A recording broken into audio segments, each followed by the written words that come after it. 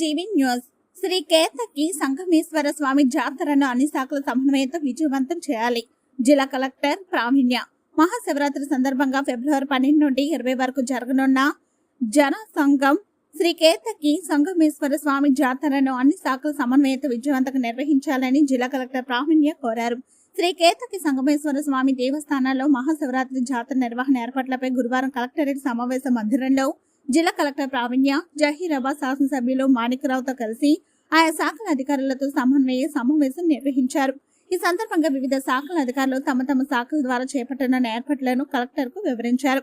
ఈ సందర్భంగా కలెక్టర్ మాట్లాడుతూ జాతరకు భక్తులు పెద్ద సంఖ్యలో వచ్చే అవకాశం ఉన్నందున భక్తులు ఎలాంటి అసౌకర్యం కలగకుండా అన్ని ఏర్పాట్లను చేయాలని సూచించారు.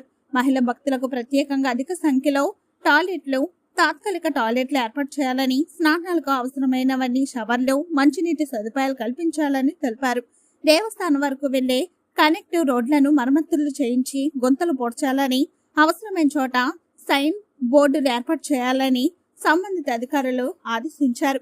జాతర ఆవరణతో పాటు దేవస్థాన పరిసర ప్రాంతాల పారిశుద్ధ్య నిర్వహణ నిరంతరం సక్రమంగా జరిగేలా చూడాలని, ఎక్కువ మంది పారిశుద్ధ్య కార్మికులను నియమించుకోవాలని, బ్లీచింగ్, క్లోరినేషన్, ఫాంగింగ్ వంటి చర్యలు చేపట్టాలని జిల్లా పంచాయతీ అధికారికి సూచించారు.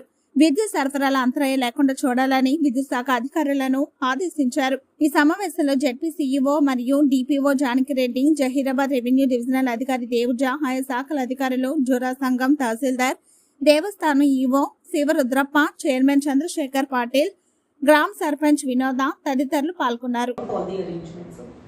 లాస్ట్ వచ్చేసి డేస్ 12th to 20th కి day wise, shift wise duty మీ స్టాఫ్ ఎవరు ఉంటారు అక్కడ అవైలబిలిటీ అనేది కూడా కన్సర్న్డ్ నోడల్ ఆఫీసర్ నుంచి తీసేసుకోండి.